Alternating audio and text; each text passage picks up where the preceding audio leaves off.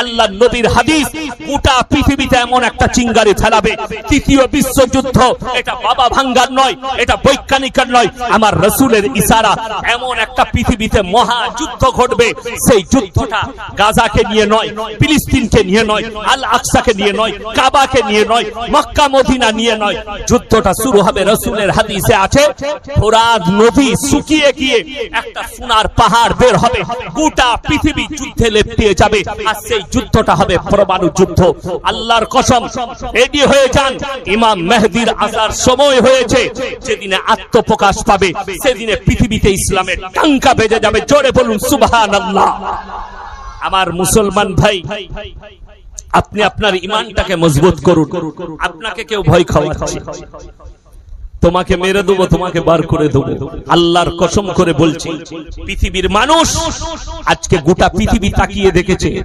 যারা বলেছিল अगर हम जीतेंगे तो हिंदुस्तान से मुसलमान को भगा देंगे, अल्लाह ने तुम्हारे साथ ऐसा बर्ताव किया, हमारे अल्लाह ने दिखा दिया।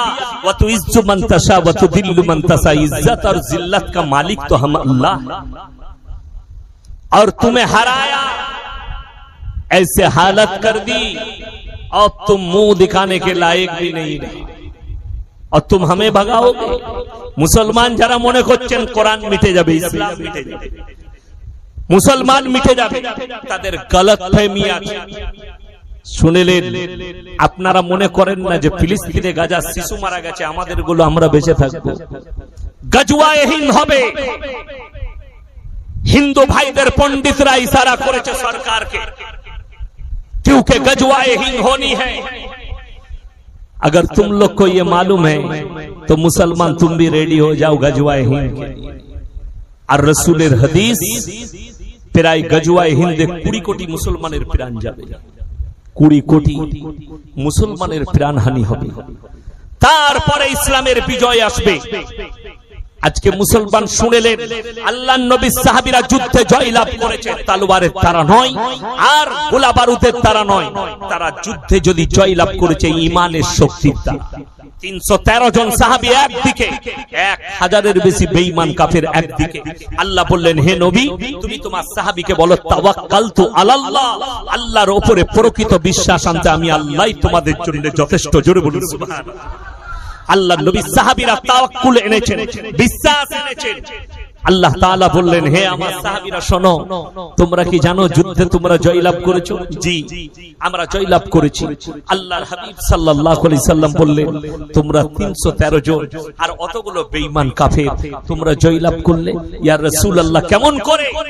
বললে, তোমরা আল্লাহর উপরে বিশ্বাস রেখেছো, আল্লাহর ফেরেশতারা তোমাদের সঙ্গে যুদ্ধের ময়দানে লড়াই করেছে। জোরে বলুন সুবহানাল্লাহ। যদি আপনি তাওয়াক্কুল করেন, আমরা ব্যবসা করি, জানি না নিয়ত কি করতে হয়, আমরা চাষ করি, জানি না নিয়ত কি করতে হয়, আমরা কুরবানি দিলাম, নিয়তই জানি না কুরবানি কি করতে হয়। আমার আগের ভাইজান বলছিলেন না আমার কানে, কুন ইন্না সালাতি ওয়া নুসুকি ওয়া মাহইয়ায়া ওয়া মামাতি লিল্লাহি রাব্বিল আলামিন লা শারীকা লাহু ওয়া বিযালিকা উমিরতু ওয়া আনা আউয়ালুল মুসলিমিন। কখনো দোয়া করেছে চাঁদ ওঠার পরে, আপনি কুরবানির পশু কেনার পরে? আলহামদুলিল্লাহ, কুরবানির পশু যখন কুরবানির নিয়ত করেছেন, দোয়া করেছেন, দোয়া করবেন, আল্লাহ আমার নামাজকে কবুল করে নাও, আমার কুরবানিকে কবুল করে নাও, আমার জীবন আর মৃত্যু সব তোমারই জন্য। পৃথিবীতে এমন কোন ব্যক্তি নেই যে বলতে পারবে আমি আমার ইচ্ছা মতো বেঁচে থাকতে পারি। কেউ বলতে পারবে না। আপনি অবাক হবেন, বুখারী শরীফের রওয়ায়েতে আছে, আল্লাহর হাবিব সাল্লাল্লাহু আলাইহি সাল্লাম যেদিনে দুনিয়া ছাড়লেন, হযরতে উমরে ফারুক রাদিয়াল্লাহু তাআলা আনহু ইশারা করে বললেন, কেউ যদি বলো আল্লাহর রাসূল দুনিয়া ছেড়েছে, আমি তাকে টুকরো টুকরো করে দেব, আমি এটা মেনে নিতে পারি। হযরত আবু বকর সিদ্দিক রাদিয়াল্লাহু তাআলা বুকে জড়িয়ে হাউ হাউ করে কাঁদলেন আর বললেন, হে আবু বকর, তুমি যদি এই কথা বলো, কোরআনকে মিথ্যা বলা হবে। কুল্লু নাফসিন যায়কাতুল মাউত, যতগুলো জানদার পৃথিবীতে এসেছে প্রত্যেকটা জানদারকে মৃত্যুর স্বাদটা গ্রহণ করতেই হবে। তুমি যদি বলো কোরআনকে মিথ্যা বলা হবে, হযরতে উমর কেঁদে বললেন, এ আবু বকর, আমার হৃদয় মেনে নিচ্ছে না, আমি বরদাস্ত করতে পারছি না। আপনি ভেবে দেখুন, আপনার মা মারা গেলে আপনি কতটা কষ্ট পান, আপনার সন্তান মারা গেলে আপনি কতটা কষ্ট পান, আপনার বাপ মারা গেলে কতটা কষ্ট পান, আপনার মা মারা গেলে কত কষ্ট পান। আল্লাহর নবী সাহাবীদের সামনে থেকে নবীজি দুনিয়া থেকে বিদায় নিচ্ছেন, সাহাবীদের কত কষ্ট হয়েছে। হযরতে সাইয়েদনা বেলাল হাবশী রাদিয়াল্লাহু তাআলা আনহু 3 দিন অঝর নয়নে কাঁদার পরে আজান দিতে গিয়েছেন নবীজি দুনিয়া ছাড়ার পরে। রিওয়ায়াতে আছে 11 বার বেহুশ হয়েছে, 11 বার আজান দিতে গিয়েছে, 11 বার বেহুশ হয়ে পড়ে গেছেন হযরতে সাইয়েদনা বেলাল হাবশী রাদিয়াল্লাহু তাআলা আনহু। 3 দিন পরে মদিনা ছেড়ে শাম দেশে চলে গেলেন। 3টে বছর কেটে গেছে। আল্লাহর নবী স্বপ্নে বললেন, হে বেলাল, তোমার কি একবারও আমাকে মনে পড়ে না? রাতের অন্ধকারে হযরতে বেলাল উঠকে ছুট করিয়েছে, जितना तेज है चल मेरे रसूल के রওজা মুবারক पर। ছুটতে ছুটতে এসে ফজরের আগে হাজির হয়ে গেছে। তাহাজ্জুদের ওয়াক্ত চলছে। হযরতে সাইয়েদনা বেলাল হাবশী রাদিয়াল্লাহু তাআলা আনহু পৌঁছে গেছেন। হযরতে হুসেন রাদিয়াল্লাহু তাআলা আনহু দেখার পরে বললেন, হে বেলাল, তুমি এতদিন পরে ফিরেছো, কতদিন তোমার গলার আওয়াজ শুনি, আজকে তোমাকে আজান দিতে হবে। হযরতে বেলাল বললেন, আমাকে অনুরোধ করো না, যেদিনে রাসূল দুনিয়া ছেড়েছিলেন আমি আজান দিতে গিয়ে 11 বার বেহুশ হয়েছি, 11 বার, আমাকে আজান দিবার অনুরোধ করো না। হযরতে হুসেন বললেন, তুমি যদি আজকে আজান না দাও আমার মন ভেঙে যাবে, আর আমার মন ভেঙে গেলে আমার নানাজি কষ্ট পাবে, আল্লাহ নারাজ হয়ে যাবে। হযরতে বেলাল হাবশী আজান দিতে শুরু করলেন। প্রথমেই যখন বলেছেন আল্লাহু আকবার, আল্লাহু আকবার বলে ডাক দিয়েছেন, গোটা মদিনার কোনায় কোনায় কান্নার রোরহাট পড়ে গেছে। আজকে কার আওয়াজ শুনলাম? রওশন দান মানে পর্দা।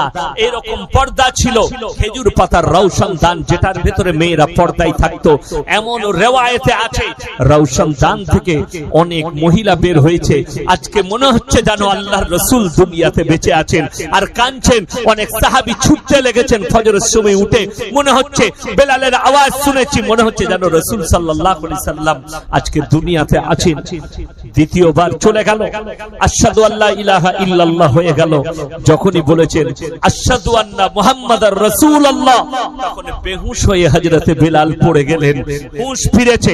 হযরতে হোসেন বললেন, হে বেলাল, তুমি যখনই আশহাদু আন্না মুহাম্মাদার রাসূলুল্লাহ বললে তুমি বেহুশ হয়ে পড়ে গেলে। হযরতে বেলাল বললেন, আল্লাহর কসম, আমি যখন আজান দিতাম আমি সেদিনে যখনই বলতাম আশহাদু আন্না মুহাম্মাদার রাসূলুল্লাহ, আমি আমার রাসূলকে সামনে দেখতে পেতাম। আজকে আমি যখন আজান দিয়েছি আশহাদু আন্না মুহাম্মাদার রাসূলুল্লাহ, আমি নবীজির রওজা দেখতে পেরেছি, আমি আর বরদাস্ত করতে পারিনি। জোরে বলুন সুবহানাল্লাহ। এটা ছিল রাসূলের মহব্বত, আল্লাহর হাবিবের মহব্বত। আপনি মিলিয়ে দেখুন আপনার সঙ্গে রাসূলের মহব্বতটা কত, আল্লাহর হাবিবের মহব্বতটা কত। আল্লাহর কসম, আপনি বেঈমান কাফেরকে মহব্বত করতে লেগেছেন, বেঈমান কাফেরের অনুসারী হয়েছে। জলসায় যাচ্ছি, অবাক হয় কি দেখে জানেন? আমরা বলতে পারি না, আমি তো থাকতে পারি না বলে ফেলি। অনেক যুবক ভাইরা আমার ফটো তুলে আমাদের সঙ্গে, হুজুরের সঙ্গে সেলফি নেব। যেখানে যাই মানুষ সেলফি নিতে চায়, একটা ফটো নেব, সেলফি নিচ্ছে আমার, কিন্তু চুল কেটেছে শুয়োরের মাথার মতো।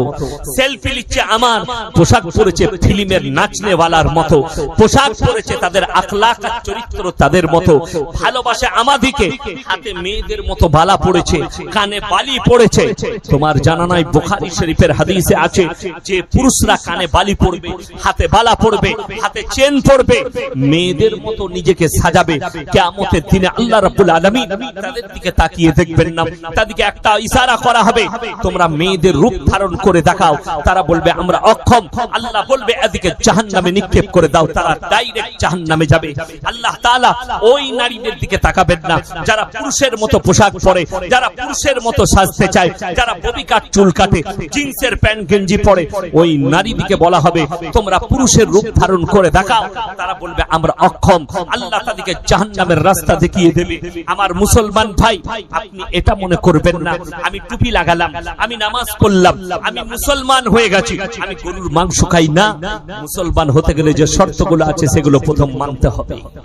এক নম্বর আল্লাহর উপরে বিশ্বাস, দুই নম্বর তিনার পরকালের প্রতি, কিয়ামতের দিন বলে একটা বিচারের দিবস আছে সেটার উপরে বিশ্বাস আনা, ওয়াল ইয়াউমিল আখির আমার পরকালের প্রতি, ওয়াল মালাইকাতি আমার ফেরেশতাদের প্রতি, ওয়াল কিতাবি আমার আসমানি কিতাবের প্রতি, ওয়ান নবিয়িন আর যতগুলো নবী পয়গম্বর পাঠিয়েছি এদের উপরে প্রকৃত বিশ্বাস আনার নাম হচ্ছে ঈমান।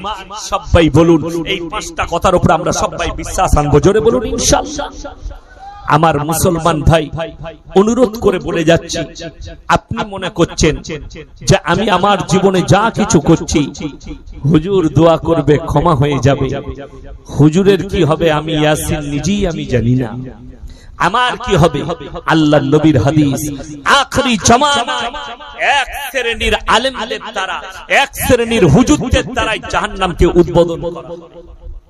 যারা মানুষকে ধোঁকা দেয়, প্রতারণা করে, মানুষের সঙ্গে প্রতারণা করে, এদিকে কিয়ামতের দিনে আটকানো হবে।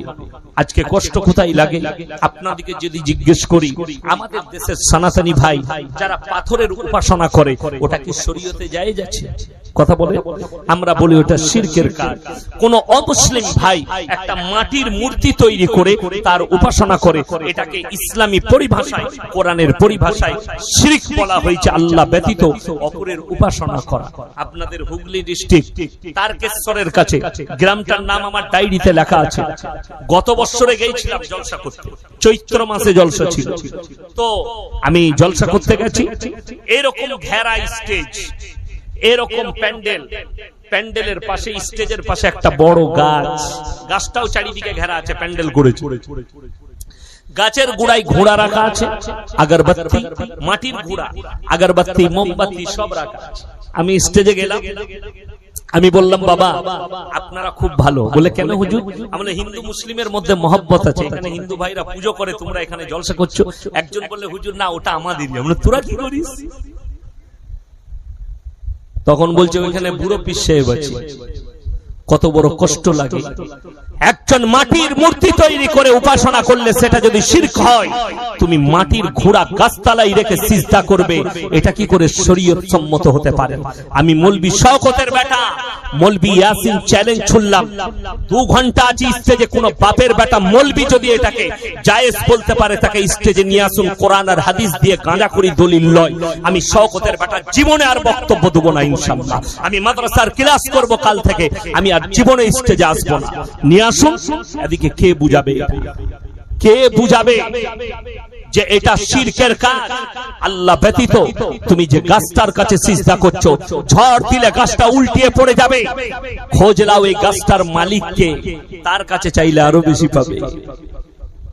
আমাদের দেশে যতগুলো বেকা শেওড়া গাছ আছে, 3 মাথা তাল গাছ আছে, 3 মাথা খেজুর গাছ আছে, 2 মাথা খেজুর গাছ আছে, একটা মাল ফাঁকা নাই, সব গুড়াতে পীর সাহেব হাজির হয়েছে। বড় কষ্ট লাগে, সব গুড়া। আমার গ্রামে একটা 3 মাথা খেজুর গাছ আছে, যার গাছ তার নাম হচ্ছে সালাম মন্ডল। আমাদের ভাই হয়, খুব কাছের মানুষ, 5 ওয়াক্ত নামাজি, খুব ভালো লোক। আমি মাঝে মাঝে বলি অনেকজনকে আমার গ্রামে, চায়ের দোকানে বলছিলাম ফজরের পরে, যে এই খেজুর গাছটা যদি অন্য গ্রামে হতো তাহলে এতক্ষণ পর্যন্ত পীর সাহেব হাজির হয়ে যেত। 3 মাথা। আমি কষ্ট পাই কিসে? আল্লাহ ব্যতীত অপর। আমি কোরআনের দলিল দেব, যাদের বাড়িতে মানে কোরআন আছে খুলবেন আমাকে গালি দেওয়ার আগে। 17 পারা। কত পারা বললাম? কথা বলে 17 পারা, শেষ পৃষ্ঠা, একবারই শেষ। ইয়া আইয়ুহান নাসু যুরিবা মাসালুন ফাসতামিউ লাহু ইন্নাল্লাযীনা তাদউনা মিন দুনিল্লাহি লা ইয়াখলুকু দুবাবান ওয়ালা বিসতামাউ লাহু ওয়া ইয়াসলুবুহুমুদ দুবাবা শাইয়ান লা ইস্তানকিদুহু মিন। হে নবী পৃথিবীর মানুষকে বলো, হে পৃথিবীর মানুষ, তোমরা আল্লাহ ছাড়া যাদের কাছে ভালো মন্দ চাও তাদেরকে জিজ্ঞেস করো, তারা একটা মাছি পর্যন্ত সৃষ্টি করতে পারে না। মাছি সৃষ্টি তো দূরের কথা, মাছি যদি তাদের কাছ থেকে কোনো জিনিস ছিনিয়ে নিয়ে যায় সেটা উদ্ধার করার মতো ক্ষমতা নেই। তারা হচ্ছে শক্তিহীন, আর আমি আল্লাহ হচ্ছে পৃথিবীর সবথেকে শক্তিশালী রব। জোরে বলুন সুবহানাল্লাহ। আমার ভাই আমরা সকলে জানি। আমি মাঝে মাঝে পেরিয়ে গেলে আমাদের তহা হুজুরের বাড়িতে মাঝে মাঝে চা খাই, আমার সঙ্গে ফোনে কথা হয়। একদিন আমাকে কাবাব আর পরোটা আর চা খাইয়েছিল, তো আমি মাঝে মাঝে পেরিয়ে যাই। 21, 22, 23 3 দিন ইসালে সওয়াব হয় না হয় না? আচ্ছা, মেয়েরা যেতে পায়? উত্তর দেন না কেন? যেতে পাবে না, জোরে বলবেন যেন এখানে আওয়াজটা উঠে। মেয়েরা যেতে পায়? সবাই জানুক, পশ্চিম বাংলার লোক যারা ইউটিউবে দেখবে যে না, ফুরফুরার মাটিতে ইসালে সওয়াবে মেয়েদের যাওয়া নিষেধ। কেন? দাদা হুজুর পীর কেবলা রহমাতুল্লাহ আলাইহি তিনার ওসিয়তনামায় লিখেছেন মেয়েদের মাজারে যাওয়া তো দূরের কথা, নিয়ত করাটাও হারাম। জোরে বলুন না সুবহানাল্লাহ। মেয়েদের মাজারে যাওয়া চলবে না। দাদা হুজুর পীর কেবলা রহমাতুল্লাহ আলাইহি তিনার ওসিয়তনামায় লিখেছেন, আমি মৌলভী শওকতের বেটা নগণ্য ইয়াসিন, আমার কাছেও দাদা হুজুর পীর কেবলা রহমাতুল্লাহ আলাইহির ওসিয়তনামা আমার লাইব্রেরিতে রাখা আছে। শুধু আপনি একা ভক্ত নন, আমিও ভক্ত, ভালো করে বুঝবেন। অথচ আপনাকে দেখিয়ে দেব, আপনি বলছেন আমি দাদা হুজুর পীর কেবলা রহমাতুল্লাহ আলাইহিকে ভালোবাসি। এই হাওড়া হুগলি 24 পরগনার মানুষ দাদা হুজুরকে ভালোবাসে, মহব্বত করে, অথচ নিজের বউকে নিয়ে বাস ভাড়া করে আজমিরে নিয়ে গিয়ে নিজের বিবিকে মাজারে ঢুকিয়ে সিজদা করাচ্ছে। তোমার থেকে বড় দুশ্মন দাদা হুজুরের আর কে হতে পারে? যদি দাদা হুজুরের মাজারে যাওয়া নিষেধ হয়, তাহলে খাজা বাবার মাজারে তোমার বউ কেমন করে যেতে পাবে?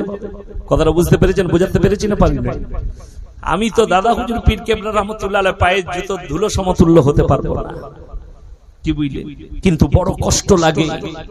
আপনি দাদা হুজুরকে বলছেন ভালোবাসি, দাদা হুজুরের কবরে আপনার বউকে নিয়ে যেতে পারবেন না, আপনাকে ঘাড়ে ধরে বার করে দিবে আপনার স্ত্রী, আপনাকে ওখানে পানিশমেন্ট দেওয়া হবে। অথচ আপনার বিবিকে নিয়ে গিয়ে আজমিরে খাজা মঈনুদ্দিন চিশতি রহমাতুল্লাহ আলাইহি শুয়ে আছেন, সেখানে গিয়ে গোটা পৃথিবীর মৌলবীকে চ্যালেঞ্জ করলাম, এই আপনার এলাকায় যতগুলো আলেম আছে চ্যালেঞ্জ করছি, স্টেজে পারলে আসো আর ওই কিতাবটা নিয়ে এসো যেখানে খাজা মঈনুদ্দিন চিশতি রহমাতুল্লাহ আলাইহি বলেছেন যে তোমরা নিজেদের বিবিদিকে নিয়ে আমার কাছে আমার কবরে ঢুকিয়ে সিজদা করাবে, আমি মৌলভী শওকতের বেটা সেই মৌলভীর জুতোর মালা পরে বাড়ি যাবো ইনশাআল্লাহ। অত সহজ নয় ইসলাম। খাজা মঈনুদ্দিন চিশতি রহমাতুল্লাহ আলাইহি তোমার মতো আইরু গায়রু লোক নয়, যিনি 12 বছরের পর থেকে মৃত্যুকাল পর্যন্ত একদিন তাহাজ্জুদের নামাজ কাজা করেন। হাই রোডের সাইডেই আমার বাড়ি। আমার বাড়ি ঢোকার আগে একটা হোটেল আছে, নিউ রয় হোটেল। অমুসলিম ভাইদের আমার বন্ধু বিদ্যুৎ দা নাম, আমাকে খুব ভালোবাসে। আমি গেলে আলাদা কাপে চা দেয়, কাগজের কাপে, সব আমাকে আলাদা রেসপেক্ট করে। তো ওখানে একদিন বসে আছি, 24 পরগনার একটা বাস যাবে কোথায়? আজমির। দাঁড়িয়েছে, অনেকজন এসে মোলাকাত করছে, হুজুর ভালো আছেন, হুজুর ভালো আছেন, 24 পরগনায় বাড়ি। আচ্ছা, একজন দাড়িওয়ালা আছে, তার সঙ্গে আরো লোক আছে। আমি বললাম ভাই একটা কথা শুনবেন? জি বলুন। আমি বললাম ভাই কটায় বেরিয়েছে? হুজুর আসরের সময়। মাগরিব পড়েছেন? জি না। এসব পড়েছেন? জি না। আর ফজরও পড়বেন। এরপর বলুন, খাজা বাবার 12 বছরের পর থেকে মৃত্যুকাল পর্যন্ত একদিনও তাহাজ্জুদের নামাজ কাজা হয়। খোঁজ নিয়ে দেখুন, দাদা হুজুর পীর কেবলা রহমাতুল্লাহ আলাইহির জীবনীটাকে পড়ে দেখুন, ক ওয়াক্তের নামাজ কাজা ছিল। আর আপনি হাত তুলে বলছেন আমি দাদা হুজুরের ভক্ত, 1 ওয়াক্তের নামাজ নাই। তুমি ঝাঁটা খাবে না? খাবে না? কবে? তুমি নিজে ভেবে দেখো। তুমি মনে করেছো ভক্ত হয়ে পেরিয়ে যাব। কোরআন শোনো, যাদের বাড়িতে মানে কোরআন আছে খুলবেন সূরা আরাফ প্রথম পৃষ্ঠা, ফালানাস আলান্নাল্লাযীনা উরসিলা ইলাইহিম ওয়ালানাস আলান্নাল মুরসালিন। হে নবী, পৃথিবীর মানুষকে বলো আমি কিয়ামতের দিনে নবী পয়গম্বর রাসূল দিকেও দাঁড় করাবো, তাদের উম্মতকেও দাঁড় করানো হবে, তাদেরকেও জিজ্ঞাসাবাদ করা হবে তোমরা কেমন করে দাওয়াত দিয়েছিলে, আর তাদেরকে জিজ্ঞেস করা হবে তোমরা কেমন করে গ্রহণ করেছিলে। কোরআনে আছে, হে আমার নবী বলে দাও কিয়ামতের দিনে একজন নবীকে আমি কাঠগোলায় দাঁড় করাবো, তিনি হচ্ছেন হযরতে ঈসা মাসিহ, যিনাকে আবার আল্লাহ নামাবেন দুনিয়াতে, সেই ঈসা মাসিহকে আল্লাহ দাঁড় করাবেন। কোরআনে আছে আল্লাহ প্রশ্ন করবেন কাদের জন্য? এখন দেখবেন খ্রিস্টানরা তাদের গির্জায় দুজনের মূর্তি রেখেছে, এক হচ্ছে যিশুস আর দ্বিতীয় হচ্ছে তার মা মারিয়াম। ঈসা নবীর মা মারিয়াম, এই দুজনের মূর্তি রাখা আছে। তারাও বিশ্বাস করে আল্লাহ তাআলা ঈসা নবীকে তুলে দিয়েছেন এবং তার রূপ হিসাবে যিশুসের তারা উপাসনা করে। যিশুস কাছে চায়। কেন? রিওয়ায়াতে আছে যে লোকটা প্রথম মারার জন্য ঈসা নবীকে ঘরের মধ্যে প্রবেশ করেছিল, আল্লাহ তার চেহারাটা ঈসা মসিহর মতো করে হযরত ঈসা মসিহকে আসমানে তুলে নিয়েছিলেন। জোরে বলুন সুবহানাল্লাহ। এরা না দেখে তাকে ক্রুশচিত্র করেছিল, সেই লোকটার নাম হচ্ছে যিশুস। কথাটা বুঝতে পেরেছেন? ঈসা নবীর নাম কিন্তু যিশুস নয়, যিশুস হচ্ছে সেই লোকটা। এরা তার রূপে ঈসা নবীর উপাসনা করে। যখনই খ্রিস্টানদের ঈমান ততদিন ছিল যতদিন পর্যন্ত বলেছে কি ঈসা হচ্ছে আল্লাহর নবী। যখনই তাদের পণ্ডিতরা বললে, তাদের জ্ঞানীরা, যে ঈসাকে যখন আল্লাহ তুলে নিয়েছে ওটা ঈসা নবী হচ্ছে আল্লাহর বেটা, জোরে বলুন নাউজুবিল্লাহ। এই কথা বলার পরে তারা ঈমান থেকে, ইসলাম থেকে খারিজ হয়ে গেছে। আমি একটা কথার উত্তর দিয়েছিলাম বাংলাদেশের প্রধানমন্ত্রী। হাসিনা বলেছিল আমার ছেলে খ্রিস্টানদের মেয়েকে বিয়ে করেছে, খ্রিস্টানরা আহলে কিতাব, তারা তার বাইরে নেই। আমি তার উত্তর দিয়েছি তোমার জানা নেই, ইসলামের স্টাডি করো। তুমি নিজের জায়গাটা বাঁচাবার জন্য তুমি বলছো তারা আহলে কিতাব। খ্রিস্টানরা আহলে কিতাব ছিল, বর্তমানে নেই, তারা কাফের, তারা বেঈমান। যখনই বলেছে ঈসা আল্লাহর বেটা, তখন আর এই জায়গায় তারা আহলে কিতাব থাকেনি, খারিজ হয়ে গেছে আহলে কিতাব থেকে। কিয়ামতের দিন আল্লাহ ঈসা মসিহকে দাঁড় করাবেন তার কওমের সামনে। কোরআনে আছে ইসকাল আল্লাহু ইয়া ঈসা ইবনে মারইয়াম, হে মরিয়মের পুত্র ঈসা, আল্লাহ বলবেন হে মরিয়মের পুত্র ঈসা, ইসকাল আল্লাহু ইয়া ঈসা ইবনে মারইয়াম আনতা কুলতা লিন-নাস ইত্তাকিদুনি ওয়া উম্মিয়া ইলাহাইনি মিন দুনিল্লাহ। তুমি কে বলেছিলে তোমার কওমকে আল্লাহ ছাড়া আমি আর আমার মা আরো দুটো আল্লাহ? ঈসা নবী তখন কেনে বলবেন ক্বালা সুবহানাক মা ইয়াকুনু লি আন আকুলা মা লাইসা লি বিহাক ইন কুনতু কুলতুহু ফাকাদ আলিমতা তা'লামু মা ফি নাফসি ওয়া লা আ'লামু মা ফি নাফসিক ইন্নাকা আনতা আল্লামুল গুয়ুব। ওগো আল্লাহ, যে কথা বলার আমার হক নেই, যে কথা বলার আমার অধিকার নেই, সে কথাই আমি কেমন করে বলতে পারি? আর আমি যদি এ কথা বলে থাকতাম আপনার তো অজানা হতো না। আপনি হচ্ছেন ইন্নাকা আনতা আল্লামুল গুয়ুব, আপনি হচ্ছেন আলিমুল গায়ব। আল্লাহ বলবেন ওরে আমার ঈসা, আমি সব জানি, কিন্তু এদিকে বিশ্বাস স্থাপন করানোর জন্য আমি তোমাকে দাঁড় করিয়েছি। এরপরে কোরআনে আছে তাদেরকে বলা হবে এদিকে বাঁধো আর একটার সঙ্গে একটাকে বেঁধে জাহান্নামের রাস্তা অতিক্রম করাও। আর তাদেরকে বলা হবে তোমরা যাদের উপাসনা করেছিলে আজকে কেন তারা তোমাদের কোনো কাজে আসছে না? যারা গাছতলায় সিজদা করে, যারা মাটির মূর্তির কাছে সিজদা করে, যারা ঘোড়ার কাছে সিজদা করে, আল্লাহ ব্যতীত অপরের কাছে ভালো মন্দ চাই, কিয়ামতের দিনে আল্লাহ দাঁড় করাবেন আর বলবেন যাদের কাছে তোমরা দুনিয়াতে ভালো মন্দ চাইতে আজকে কেন তারা তোমাদের কোনো উপকারে আসছে না? তাদের কাছে যখন বলতে যাবে তারা বলবে আমরা তো তোমাদিকে দাওয়াত দিয়ে ডাকিনি, তোমরাই আমাদের কাছে এসেছিলে। তাদের জন্য ভয়ঙ্কর দিন, সেই দিনটা ভালো মন্দ, কল্যাণ অকল্যাণের মালিক সকলে বলুন কে? একমাত্র আল্লাহ রাব্বুল আলামিন। ভালো মন্দ, কল্যাণ অকল্যাণ সব আল্লাহর তরফ থেকে হয়। ইজ্জত আর জিল্লাতের মালিক আল্লাহ, রুজি দেনে ভালা আল্লাহ, পৃথিবীর হায়াত মত ভালো মন্দ সবের মালিক হচ্ছেন একমাত্র আল্লাহ। বড় কষ্ট লাগে দেখুন ইসলাম কিভাবে বিকৃত হয়। আমি কুরবানির 1 মাস আগে জলসায় যাচ্ছিলাম উত্তর দিনাজপুর, কালিয়াগঞ্জ থানায় জলসা ছিল। তো রাস্তায় যাচ্ছি, ঠিক বোলপুর পেরিয়ে, শান্তিনিকেতন বোলপুর পেরিয়ে আহমদপুর আর বোলপুরের মধ্যখানে আমার গাড়ি আটকিয়ে দিল। একদল যুবক দাঁড়িয়ে আছে, হাতে কলমা লেখা ঝান্ডা আছে। আমি ড্রাইভারকে বললাম আমার দিকে পাঠাও, আমি বাঁ দিকে বসে থাকি, সামনে এলো। কি ব্যাপার? হুজুর চাঁদা লাগবে। কিসের বাবা? বললে আমরা ওরস করব অমুক বাবার। আমরা আলহামদুলিল্লাহ খুব ভালো জিনিস দেবো। কি কি হয় বাবা? অনেক লোক আসে, মাশাআল্লাহ। অনেকজন খানা খায়, আলহামদুলিল্লাহ। আর কি হয়, কি কি পাওয়া যায় বললে, অনেক দূর থেকে লোক আসে, মাজারে গিয়ে যা চাইবে তাই পাবে, বাবার কাছে যেটা চাওয়া যায় সেটাই পাওয়া যায়। আমার একটা কথা রাখবে কি, আমি তাহলে তোমরা রাস্তায় চাঁদা করছো কেন? বাবাকে গিয়ে বলো, বাবা আমরা ওরস করব, টাকা দে। কথাটা বুঝতে পারেন? ওখানে পাওয়া যাবে তো। তাহলে রাস্তায় লোককে গাড়ি দাঁড় করিয়ে এখানে চাঁদা তুলছিস? বিবেক বুদ্ধি হওয়া দরকার। শুনে রেখে দেন, ইসলামী শরীয়ত শুনিয়ে যাচ্ছে, কেউ যদি গাড়ি দাঁড় করিয়ে চাঁদা তুলে জলসা করে, সেই জলসা করা হারাম। কেউ যদি মাদ্রাসার জন্য গাড়ি দাঁড় করিয়ে চাঁদা তুলে আদায় করে, জলসা হোক, মাদ্রাসার হোক, মসজিদের হোক, জায়েজ নাই, শরীয়ত সম্মত। কেন? সকালে মাসলা জানেন, সকলের পয়সা, সব জাতির পয়সা আমরা মসজিদে লাগাই, লাগানো যাবে? যাবে না। তুমি ধর্ম পালন করবে, গাড়ি দাঁড় করিয়ে চাঁদা তুলে? কে বলল তোমাকে? কে অর্ডার দিল? কে বুঝাবে? এদিকে বড় কষ্ট লাগে। আপনি চলুন বললে প্রশ্ন করে, বললে গালিগালাজ করে। হাওড়া জেলায় বাগনানে গত বছরে মুসলিমদের যুবকরা ঈদে মিলাদুন নবীর জশ্ন বার করে ডিজে বাজিয়ে ড্যান্স করেছে। আমি দেখলাম ফেসবুকে।